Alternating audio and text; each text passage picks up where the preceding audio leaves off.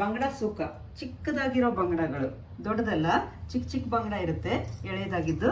ಇದನ್ನ ತಂದು ನಾವು ಸೂಕ ಮಾಡಿದರೆ ತುಂಬ ಚೆನ್ನಾಗಿರುತ್ತೆ. ಉಪ್ಪು ನೋಡ್ಕೊಳ್ಳಿ, ಉಪ್ಪು ಸರಿಯಾಗಿದೆ ನೋಡ್ಕೊಳ್ಳಿ.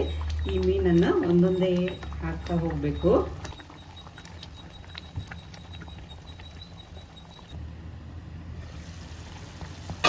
ಬಾಯ್ಲ್ ಆಗಿದೆ, ನೀರೆಲ್ಲ ಕಡಿಮೆ ಆಗಿದೆ. ಇದಕ್ಕೆ ಮೇಲ್ಗಡೆಯಿಂದ ಕೊತ್ತಂಬರಿ ಸೊಪ್ಪು ಹಾಕಿ ಗಾರ್ನಿಷ್ ಮಾಡಿ. ಅಮ್ಸೋಲ್ ಕಡಿ, ಕೋಕಮ್ ಕಡಿ ರೆಡಿ ಆಯಿತು. ಇದನ್ನು ನಾವೀಗ ಬಿಸಿ ಬಿಸಿ ಇರುವಾಗ ಬೇಕಾದರೂ ಊಟದ ಟೈಮ್ನಲ್ಲಿ ಯೂಸ್ ಮಾಡ್ಕೋಬೋದು. ಇಲ್ಲ ಅಂತಂದರೆ ತಂಪು ಮಾಡಿ ತಣ್ಣಗಾದ್ಮೇಲೆ ಬೇಕಾದರೂ ಕುಡಿಬೋದು. ಎಲ್ರಿಗೂ ನಮಸ್ಕಾರ, ನಾನು ಉಷಾ ಶೆಟ್ಟಿ, ಕನ್ನಿಕರ್ ಬ್ಲಾಗ್ಗೆ ಸ್ವಾಗತ. ಇವತ್ತಿನ ಸಂಡೇ ಸ್ಪೆಷಲ್ ಬಂಗಡ ಸೂಕ ಮತ್ತು ಅಮ್ಸೋಲ್ ಕಡಿ.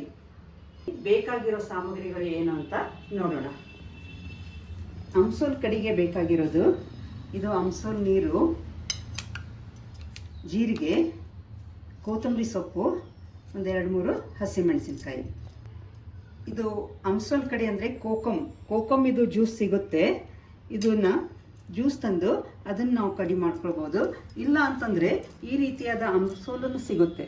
ಅಮ್ಸೋಲ್ ತಂದು ನೀರಲ್ಲಿ ಹಾಕ್ಕೊಂಡ್ರೆ ಅದರಿಂದನೂ ನಾವು ಜ್ಯೂಸ್ ತಕ್ಕೊಳ್ಬೋದು, ಕಡಿ ಮಾಡಲಿಕ್ಕಾಗುತ್ತೆ. ಇನ್ನು ಬಂಗಡ ಸೂಕ, ಚಿಕ್ಕದಾಗಿರೋ ಬಂಗಡಗಳು, ದೊಡ್ಡದಲ್ಲ, ಚಿಕ್ಕ ಚಿಕ್ಕ ಬಂಗಡ ಇರುತ್ತೆ, ಎಳೆದಾಗಿದ್ದು. ಇದನ್ನು ತಂದು ನಾವು ಸೂಕ ಮಾಡಿದರೆ ತುಂಬ ಚೆನ್ನಾಗಿರುತ್ತೆ. ಬೇಕಾಗಿರೋ ಇಂಗ್ರೀಡಿಯೆಂಟ್ಸು: 1 kg ಬಂಗಡ ಇದೆ, ಅದರ ಜೊತೆಗೆ 1 ಕಾಯಿ ತುರಿ, ಧನಿಯಾ ಪುಡಿ, ಅರಿಶಿಣದ ಪುಡಿ, ಅಚ್ಕಾರದ ಪುಡಿ, ಉಪ್ಪು ರುಚಿಗೆ ತಕ್ಕಷ್ಟು, ಆಮೇಲೆ ಹುಣಸೆ ಹಣ್ಣು, ಆಮೇಲೆ ತೆಂಗಿನ ಎಣ್ಣೆ. ಇದರ ಜೊತೆಗೆ ಬೆಳ್ಳುಳ್ಳಿ 1 ಗಡ್ಡೆ ಸುಲ್ಕೊಂಡಿದ್ದು, 4 ಹಸಿಮೆಣಸಿನ್ಕಾಯಿ, ಕೊತ್ತಂಬರಿ ಸೊಪ್ಪು, 1 ಇಂಚು ಹಸಿ ಶುಂಠಿ, 1 ದೊಡ್ಡ ಈರುಳ್ಳಿ, ಆಮೇಲೆ ಇದು ಅಮ್ಸೋಲ್. ಮತ್ತು ಇದೊಂದು ವಿಶೇಷವಾದ ಒಂದು ಇಂಗ್ರೀಡಿಯೆಂಟ್ಸು. ಇದಕ್ಕೆ ತ್ರಿಫಳ ಅಂತೀವಿ, ಕನ್ನಡದಲ್ಲಿ ತ್ರಿಫಳ ಅಂತೀವಿ, ಇಂಗ್ಲೀಷ್ನಲ್ಲಿ ಇದಕ್ಕೆ ಶೇಜ್ವಾನ್ ಪೆಪ್ಪರ್ ಅಂತಾರೆ. ಇಲ್ಲಿ ಮಾಡೋ ವಿಧಾನ ನೋಡೋಣ. ಮೊದಲು ಮಸಾಲೆನ ಮಾಡ್ಕೊಳ್ಳೋಣ.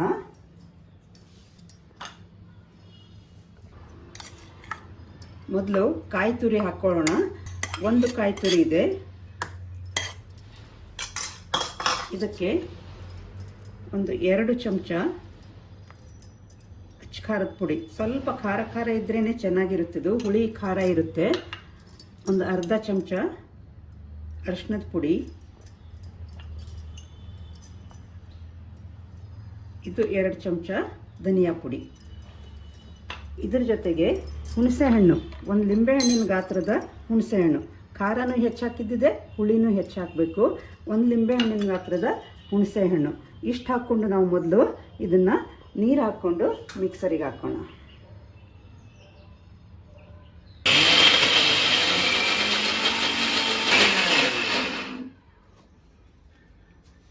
ಮಸಾಲೆ ಇಷ್ಟು ನುಣ್ಣಗಾಗಿದೆ, ತುಂಬ ನುಣ್ಣಗಾಗಬಾರ್ದು, ಸ್ವಲ್ಪ ತರಿ ಇರಬೇಕು.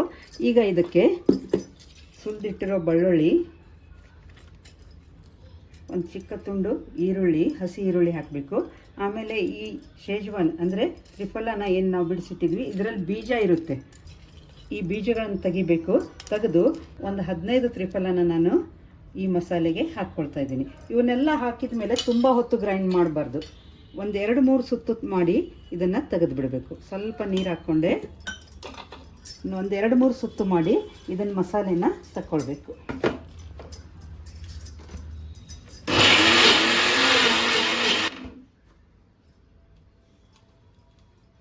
ಮಸಾಲ ರೆಡಿ ಆಯಿತು.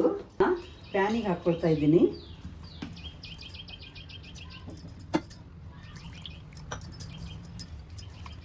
ನೀರು ಹಾಕ್ಕೊಂಡು ಈ ಮಸಾಲೆನ ತೆಳ್ಳಗೆ ಮಾಡಿಕೊಂಡು ಬಾಯ್ಲ್ ಮಾಡಲಿಕ್ಕೆ ಇಡಬೇಕು. ಚೆನ್ನಾಗಿ ಮಿಕ್ಸ್ ಮಾಡ್ಕೊಳ್ಳಿ. ಇದಕ್ಕೆ ಈಗ ಉಪ್ಪು ಹಾಕಬೇಕು. ಫಿಶ್ಶಿಗೆ ಸ್ವಲ್ಪ ಉಪ್ಪು ಹಚ್ಚಿ ಇಟ್ಟಿದ್ದಿದೆ, ಆದರೂ ಇದಕ್ಕೆ ಇನ್ನೂ ಉಪ್ಪು ಬೇಕಾಗುತ್ತೆ. 1-1.5 ಸ್ಪೂನು ಉಪ್ಪು ಹಾಕ್ಕೋಬೇಕು.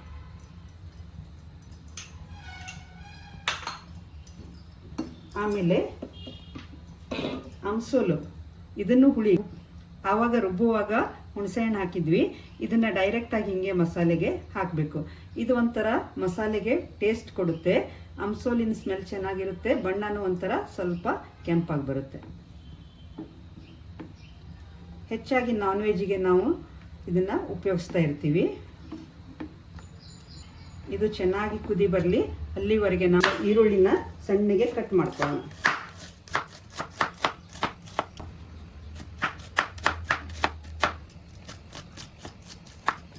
ಈಗಾಗಲೇ ಖಾರದ ಪುಡಿ ಹಾಕಿದ್ದಿದೆ, ಆದರೂ ಈ ಸೂಕ ಏನಿದೆ ಇದು ತುಂಬ ಖಾರ ಖಾರ ಇರಬೇಕು, ಹುಳಿ ಹುಳಿ ಇರಬೇಕು, ಉಪ್ಪುಪ್ಪಾಗಿರಬೇಕು, ಸಪ್ಪೆ ಇರಬಾರ್ದು. ಅದಕ್ಕೆ ಅದರ ಜೊತೆಗೆ 1 ಇಂಚಿನ ಶುಂಠಿ ಸಣ್ಣಗೆ ಕಟ್ ಮಾಡಿ ಹಾಕಬೇಕು. ಇದು ಸಹಿತ ಒಂಥರ ಖಾರನೂ ಕೊಡುತ್ತೆ, ಚೆನ್ನಾಗಿ ಸ್ಮೆಲ್ ಕೊಡುತ್ತೆ. ಮಸಾಲೆ ಚೆನ್ನಾಗಿ ಕುದೀತಾ ಇದೆ. ಇದಕ್ಕೆ ಇನ್ನು ಹೆಚ್ಚಿಟ್ಕೊಂಡಿರೋ ಈರುಳ್ಳಿ, ಶುಂಠಿ ಮತ್ತು ಹಸಿಮೆಣಸಿನ್ಕಾಯಿ ಜೊತೆಗೆ ಒಂದು 3-4 ಚಮಚ ತೆಂಗಿನೆಣ್ಣೆ ಹಾಕ್ಕೊಂಡು ಕೈಯಿಂದ ಚೆನ್ನಾಗಿ ಕಿವುಚಿ, ಹೀಗೆ ಮಾಡಿದಾಗ ಈರುಳ್ಳಿ ಎಲ್ಲ ರಸ ಬಿಡುತ್ತೆ. ಇದನ್ನು ಈ ಮಸಾಲೆಗೆ ಹಾಕ್ಕೊಳ್ಬೇಕು. ಈ ಡಿಶ್ನಲ್ಲಿ ಯಾವುದು ಒಗ್ಗರಣೆ ಹಾಕೋದಿಲ್ಲ, ಏನೂ ಇರಲ್ಲ. ಇಷ್ಟೇ ಇದನ್ನು ಹಾಕಿ ಬಾಯ್ಲ್ ಮಾಡಿದರೆ ಕರಿ ರೆಡಿ ಆಗುತ್ತೆ. ಮಿಕ್ಸ್ ಮಾಡ್ಕೊಳ್ಳಿ. ಇನ್ನೊಂದು ಕುದಿ ಬಂದಮೇಲೆ ಫಿಶ್ ಇದರೊಳಗೆ ಹಾಕಬೇಕು. ಮಸಾಲೆ ಇಷ್ಟು ಗಟ್ಟಿಯಾಗಿದೆ, ಚೆನ್ನಾಗಿ ಕುದೀತಾ ಇದೆ. ಈಗ ಉಪ್ಪು ನೋಡ್ಕೊಳ್ಳಿ, ಉಪ್ಪು ಸರಿಯಾಗಿದೆ ನೋಡ್ಕೊಳ್ಳಿ. ಈ ಮೀನನ್ನು ಒಂದೊಂದೇ ಹಾಕ್ತಾ ಹೋಗಬೇಕು.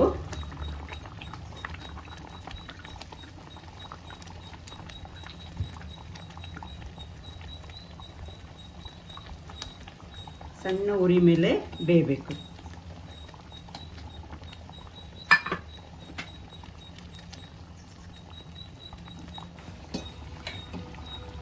ಈಗ ಮೀನೆಲ್ಲ ಹಾಕಾಗಿದೆ, ಒಂದು ಕುದಿ ಬರ್ತಾ ಇದೆ. ಉರಿ ಚಿಕ್ಕದು ಮಾಡಿ ಲಿಡ್ ಮುಚ್ಚಿ ಒಂದು ಅರ್ಧ ಗಂಟೆ ಚಿಕ್ಕ ಉರಿ ಮೇಲೆ ಇದನ್ನು ಇಟ್ಬಿಡಬೇಕು. ಬಾಯ್ಲ್ ಆಗ್ತಾ ಇದೆ, ಇನ್ನು ಸ್ವಲ್ಪ ನೀರಿದೆ. ಇದನ್ನು ಸೌಟಾಗಿ ತಿರುಗಬಾರ್ದು. ಪ್ಯಾನನ್ನೇ ಈ ರೀತಿಯಾಗಿ ಸ್ವಲ್ಪ ಅಲ್ಗಾಡಿಸಿ ಮತ್ತೆ ಮುಚ್ಚಿಡಬೇಕು.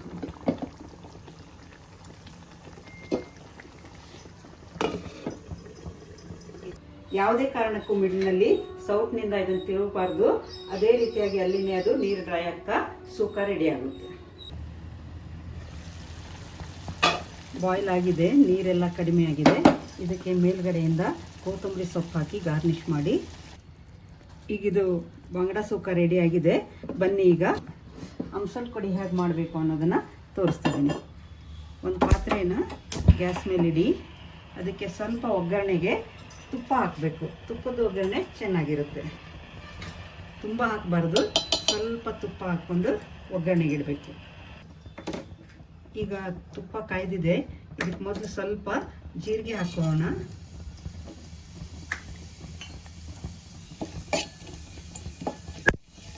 ಜೀರಿಗೆ ಚಟಪಟ ಅಂತ ಇದೆ. ಇದಕ್ಕೆ 1-2 ಮೆಣಸಿನಕಾಯಿ ಉದ್ದ ಕಟ್ ಮಾಡ್ಕೊಂಡಿದ್ದನ್ನು ಸ್ವಲ್ಪ ಫ್ರೈ ಮಾಡಿ, ಇದ್ರ ಜೊತೆಗೇನೆ ಕೊತ್ತಂಬರಿ ಸೊಪ್ಪು ಇದನ್ನು ಸಹಿತ ಸಣ್ಣ ಕಟ್ ಮಾಡಿಕೊಂಡು ಫ್ರೈ ಮಾಡ್ಕೋಬೇಕು. ಇದಕ್ಕೆ ನಾವು ಒಂದು 5-6 ಲೋಟ ನೀರು ಹಾಕ್ಕೊಂಡು ಬಾಯ್ಲ್ ಮಾಡಿ ಇಡಬೇಕು.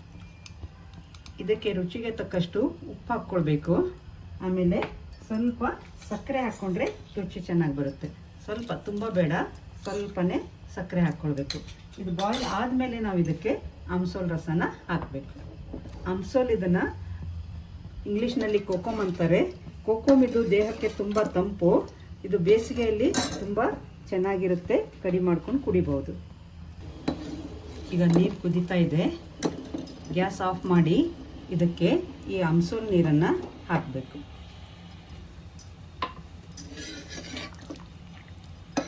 ಆಮ್ಸೋಲ್ ಕಡಿ, ಕೋಕಮ್ ಕಡಿ ರೆಡಿ ಆಯಿತು. ಇದನ್ನು ನಾವೀಗ ಬಿಸಿ ಬಿಸಿ ಇರುವಾಗ ಬೇಕಾದರೂ ಊಟದ ಟೈಮ್ನಲ್ಲಿ ಯೂಸ್ ಮಾಡ್ಕೋಬೋದು. ಇಲ್ಲ ಅಂತಂದರೆ ತಂಪು ಮಾಡಿ ತಣ್ಣಗಾದ್ಮೇಲೆ ಬೇಕಾದರೂ ಕುಡಿಬೋದು. ನಾನು ಇದ್ರ ಜೊತೆಗೆ ಪಾಂಪ್ಲೆಟ್ ತವಾ ಫ್ರೈ ಮಾಡ್ತಾಯಿದ್ದೀನಿ. ಇದರ ವಿಡಿಯೋನು ನಾನು ಯೂಟ್ಯೂಬ್ನಲ್ಲಿ ಹಾಕಿದ್ದಿದೆ, ಅದನ್ನು ನೀವು ನೋಡ್ಬೋದು. ಇದ್ರ ಅಡುಗೆ ರೆಡಿಯಾಗಿದೆ. ಸರ್ವ್ ಮಾಡ್ತಾ ಇದ್ದೀನಿ.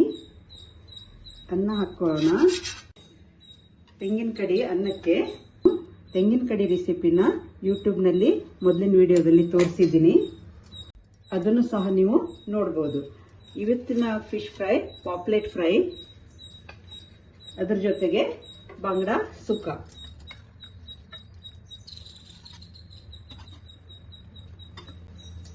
ಆಮೇಲೆ ಅಮ್ಸೋಲ್ ಕಡಿ, ಕೋಕಂ ಕಡಿ, ಇದನ್ನ ಸೈಡ್ನಲ್ಲಿ ಕುಡಿಲಿಕ್ಕೆ ಸರ್ವ್ ಮಾಡ್ತಾ ಇದ್ದೀನಿ. ಈಗ ನೋಡಿ ಕಂಪ್ಲೀಟ್ ಊಟ ರೆಡಿ ಆಗಿದೆ. ಇವತ್ತಿನ ಸ್ಪೆಷಲ್ಲು ಬಾಂಗ್ಡಾ ಸುಕ್ಕ ಮತ್ತು ಅಮ್ಸೋಲ್ ಕಡಿ, ಅದ್ರ ಜೊತೆಗೆ ಪಾಪ್ಲೆಟ್ ಫ್ರೈ ಮತ್ತು ತೆಂಗಿನ ಕಡಿ. ಇದನ್ನೆಲ್ಲ ನೀವು ನನ್ನ ಯೂಟ್ಯೂಬ್ ಚಾನಲ್ ನೋಡಿ ನೀವು ಕೂಡ ಇದನ್ನ ಒಂದ್ಸಲ ಟ್ರೈ ಮಾಡಿ. ಖಂಡಿತ ನಿಮಗೆ ಇಷ್ಟ ಆಗುತ್ತೆ. ಈ ವಿಡಿಯೋ ಇಷ್ಟ ಆದ್ರೆ ಲೈಕ್ ಮಾಡಿ, ಶೇರ್ ಮಾಡಿ, ಕಾಮೆಂಟ್ ಮಾಡಿ, ಸಬ್ಸ್ಕ್ರೈಬ್ ಮಾಡಿ. Thank you.